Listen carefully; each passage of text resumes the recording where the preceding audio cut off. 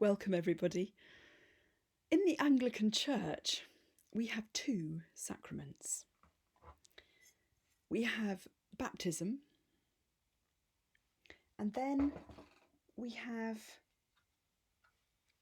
Holy Communion.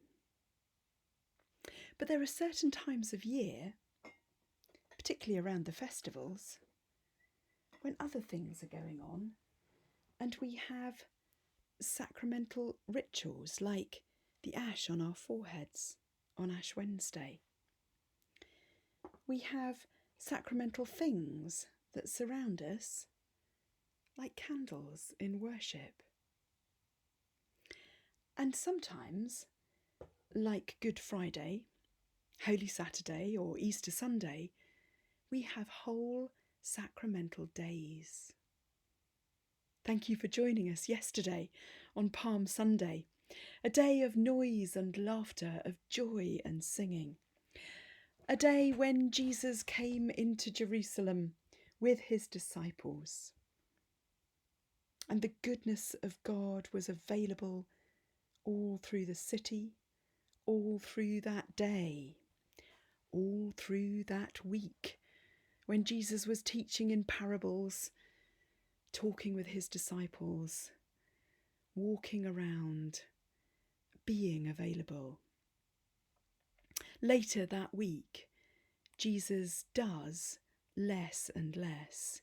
He talks long into the night with his closest friends, and you can read those discussions in John chapters 14 to 17. And this week we'll be looking at some of those words. This last week we know as Holy Week because it's full of significance.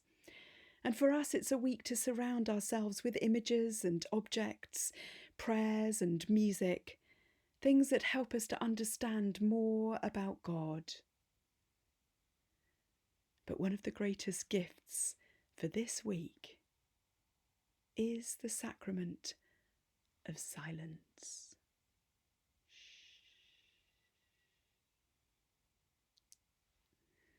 The Middle Eastern poet Rumi says, "Close the door of words, that the window of your heart may open, to see what cannot be seen. Turn your eyes inward and listen in silence."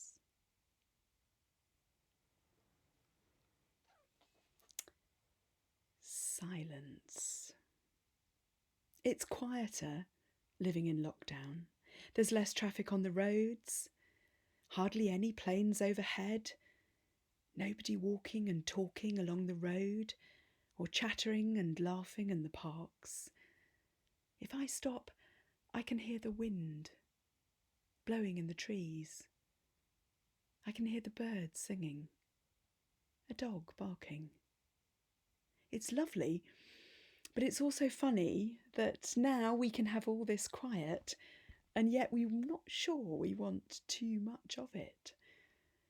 Silence is hard to speak about because it's wordless.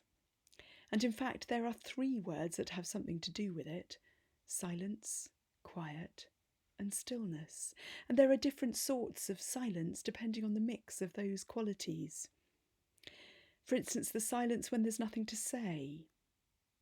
The silence when there's too much to say and we're overwhelmed. There is the wondering silence when we mull over something. And there is companionable silence. I wonder, in which of these silences do we meet God? I do know that we cannot fill a cup that is already full of noise. Stillness allows the noise to settle down and gives us space in the cup. Where is the silence? Let's see if we can make some silence to fill our cup. Are you ready? So we start by sitting quietly. We keep our hands and our bodies still, like when the waves stop on the sea and it calms as the wind drops. Now let's close our eyes. It's a little strange, isn't it? But it helps because there is both an outside and an inside to silence.